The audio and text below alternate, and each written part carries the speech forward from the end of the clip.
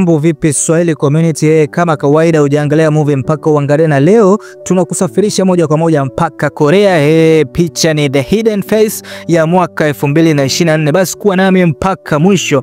Bana, tunaanzia hapa ikiwa ni siku moja kabla ya harusi. Bibi harusi alitoweka ghafla na kuonekana, jambo ambalo lilimshangaza kila mtu. Bwana harusi hakuwa na wasiwasi hata kidogo, badala yake alianzisha mahusiano ya kimapenzi na mwanamke mwingine na alimpeleka nyumbani kwake.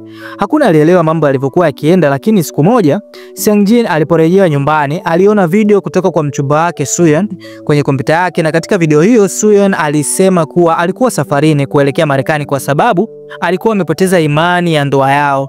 Maneno hayo yalimfanya Seung-jin kushindwa kuwa makini akiwa kazini. Soo-yeon alikuwa mpiga cheli maarufu wa orchestra na kutoweka kwake kuliacha nafasi hiyo wazi.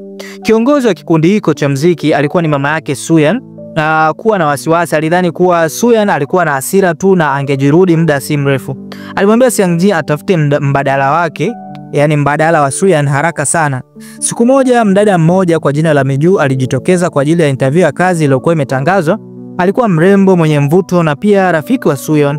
Seung-jin alivutiwa naye, lakini baada ya kusikiliza ujuzi wake wa kupiga cheli, alimwambia kuwa hakuwa amefanya vizuri na Miju aliondoka bila kuongea chochote.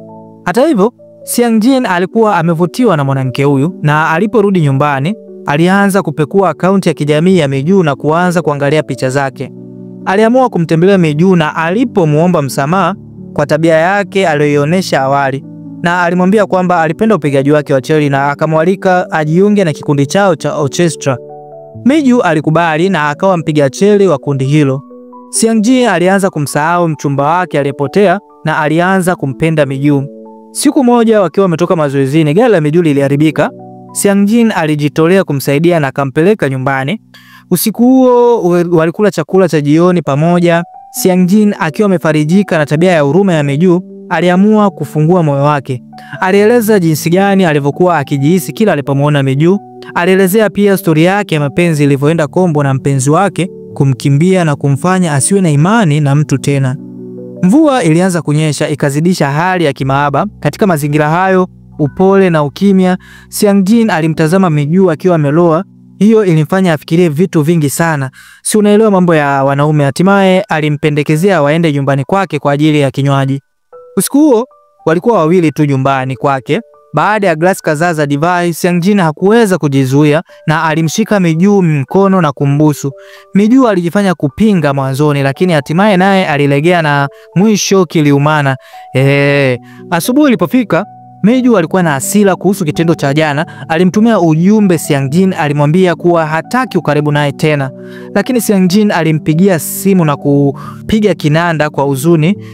Alipiga pia muziki ya kimahaba. Hii ilimfanya Miju kulainika na alibadilisha maamuzi yake.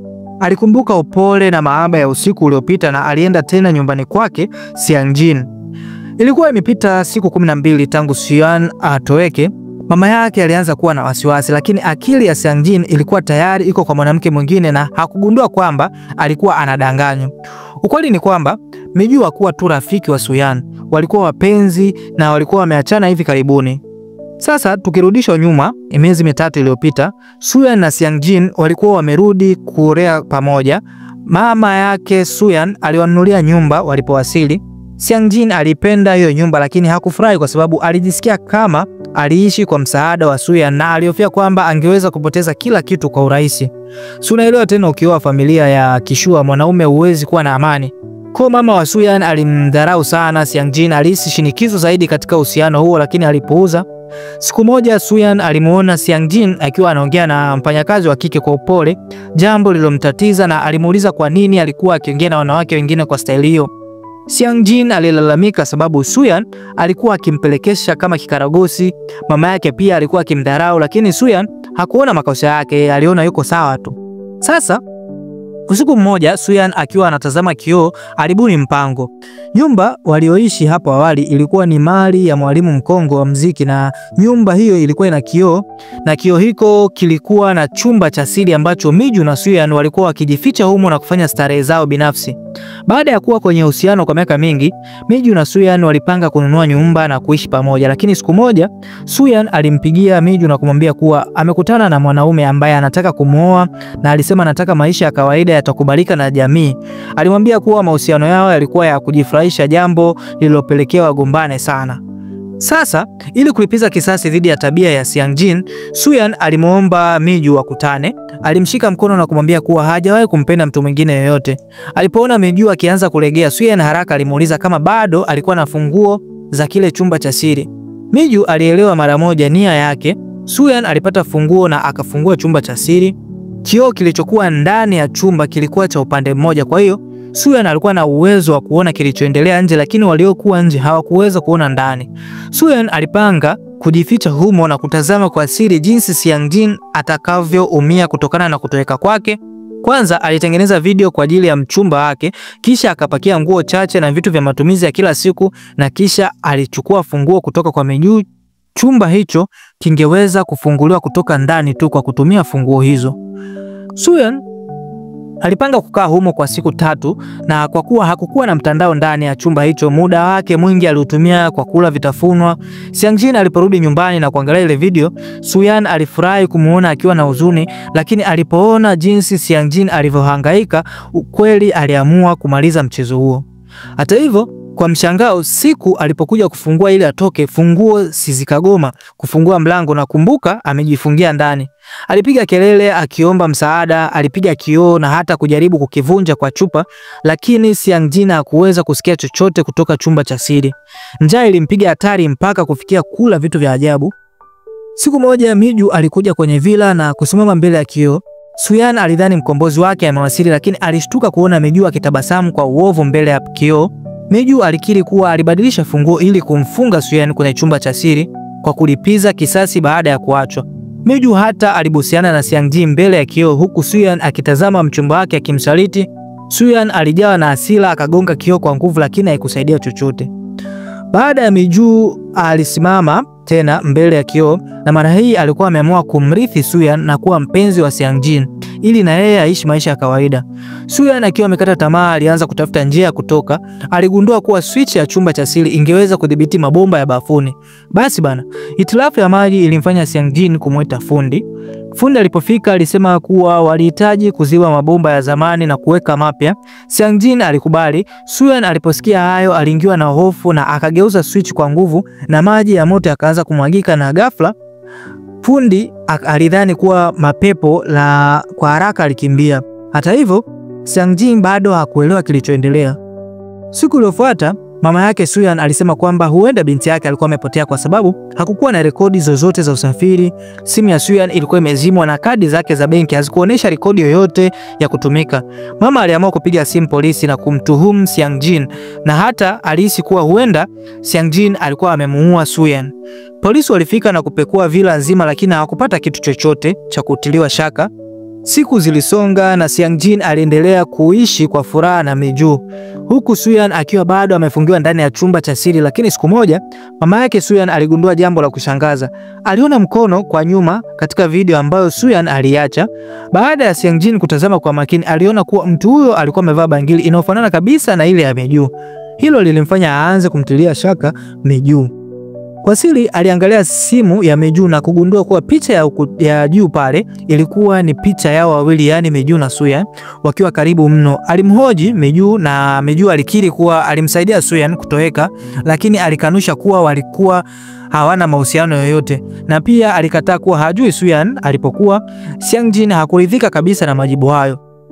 Alianza kugundua kuwa kuna jambo la ajabu, na alipokuwa bafuni, yani maji kwenye bomba la mfereji yalikuwa yakitoka yenyewe na kukatika bila sababu. Baada ya kuwaza kwa kina, alihisi kuwa jambo hilo linaweza kuwa lina uhusiano na Soo-yeon, na akahisi huenda bado yuko ndani ya chumba hiko. Alipopiga hodi kwenye kioo, alihisi mtikisiko hafifu kutoka ndani. Alipotambua kuwa Soo-yeon alikuwa amefungiwa mle ndani, Seung-jin alitaka kuvunja kioo kwa kutumia chungu cha mmea, lakini ghafla alitambua kuwa Soo-yeon lazima alimuona akimsaliti na kwamba Miju alikuwa anamkaribia tu ili kumfanya Soo-yeon awe na wivu. Alijihisi kudanganywa na wanawake wote wawili. Alimfuata tena Miju. Safari hii Miju alieleza ukweli. Alisema kuwa Soo-yeon alimsaliti katika mahusiano na alidai kwamba yeye hakumfungia Soo-yeon ndani ila hakutaka atoke ili kisasi chake kitimie. Seung Jin alipatwa na wasiwasi ya kwamba Soo-yeon atalipiza kisasi akiachiliwa na kumharibia maisha, lakini pia aliogopa huenda akafa mle ndani. Miju alitambua, aliuona wasiwasi wake na akamwambia kuwa watafuata uamuzi wake.